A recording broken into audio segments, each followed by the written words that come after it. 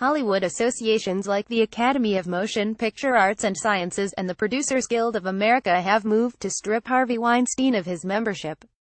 Chad Ress for the New York Times. Los Angeles. Harvey Weinstein is certainly not the first powerful man publicly and credibly accused of sexually harassing or abusing women in recent years.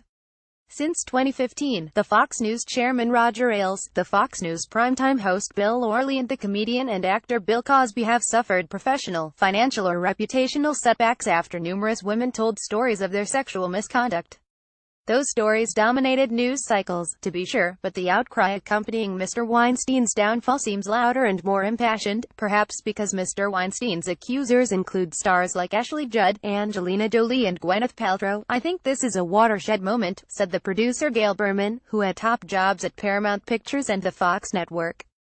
That became clear on Sunday, when Facebook, Instagram and Twitter were flooded with messages from women who used the hashtag #MeToo to acknowledge that they had dealt with sexual harassment or assault. A tweet posted by the actress Alyssa Milano inspired the online campaign. "If you've been sexually harassed or assaulted, write me too." As a reply to this tweet, Ms. Milano wrote, "If you've been sexually harassed or assaulted, write me too." As a reply to this tweet, pic.twitter.com to Oisha9n, Alyssa Milano at Alyssa Milano. October 15, 2017. Twitter promoted the #MeToo campaign on Moments, its platform of highlighted stories, and the hashtag went on to be used more than 500,000 times in its first 24 hours by people from all lines of work. Those taking part included the singer Lady Gaga, the actresses Rosario Dawson, Anna Paquin and Evan Rachel Wood, and the poet Najwa Zebian. The Oscar-winning director Kathryn Bigelow applauded the movement. "The democratization of the spread of information can finally move faster than a powerful media mogul's attempts to bury it," she said by email.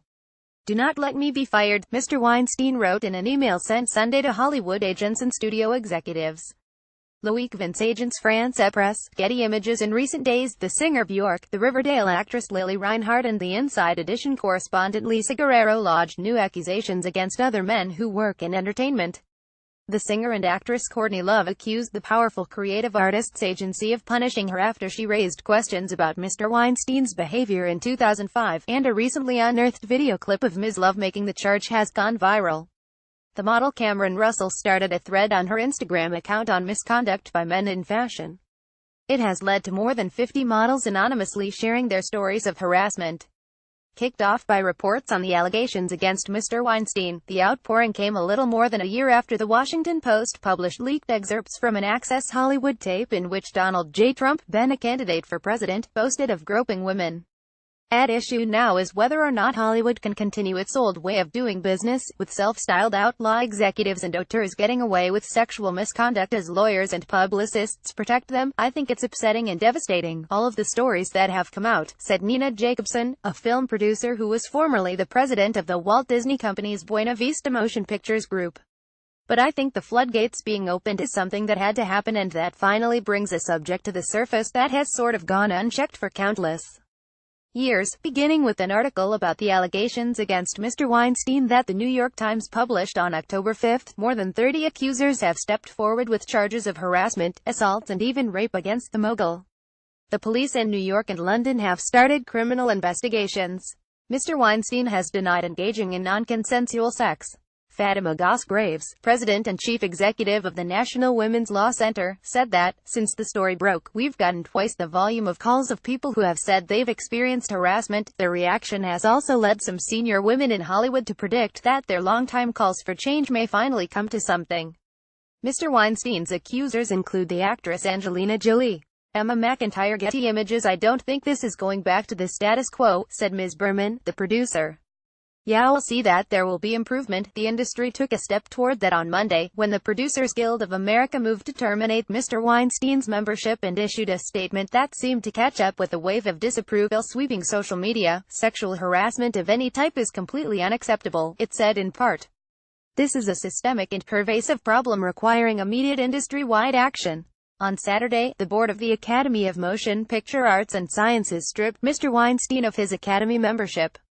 The move drew ridicule from the HBO comedy host John Oliver, given that it did no such thing in the cases of Mr. Cosby and Roman Polanski, who, in 1977, pleaded guilty to having unlawful sex with a 13-year-old girl and then fled the country. "So congratulations, Hollywood," Mr. Oliver said. See you at the next Oscars, where, and this is true, Casey Affleck will be presenting Best Actress. The reference was cutting. Mr. Affleck, who won the Best Actor award at this year's Oscars for Manchester by the Sea, had settled sexual harassment allegations made against him by two female producers in civil suits. He has denied the accusations. Woody Allen served as the imperfect messenger for those cautioning against what he termed a witch hunt. His warning was in line with the thinking of some executives, who said they were wary of false accusations getting easy play on social media. In breaking the news about the allegations, The Times and The New Yorker carefully corroborated women's stories. Social media has no such checks and balances. A spreadsheet listing men in the media business accused of sexist behaviors ranging from inappropriate flirting to rape surfaced last week and was circulated by email.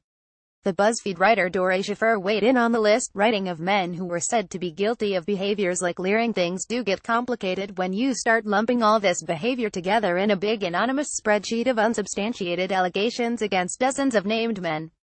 The Road to Hollywood art installation by Erica Rothenberg at the Hollywood and Highland shopping complex included a daybed that some have taken to represent the proverbial casting couch.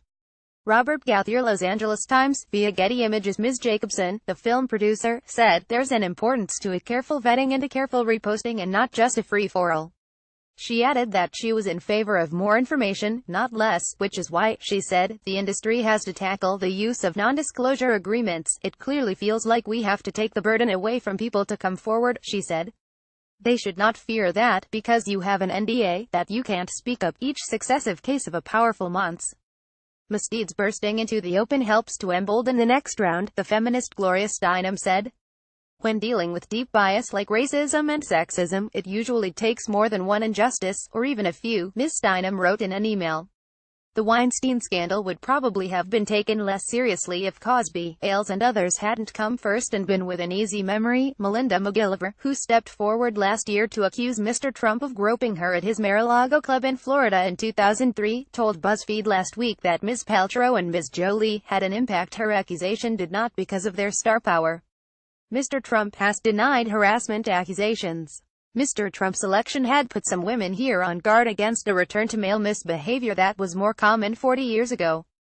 And one list circulating among ranking female executives in the industry has tracked a string of promotions of men to senior jobs at Apple and AMC, Sony and Hulu, Fox and CBS, amid fear that progress for women has stalled since November. Most of the available senior management television jobs this year have gone to men, said Katie O'Connell, a chief executive of Platform One Media, and formerly the chief executive of Gaumont Television.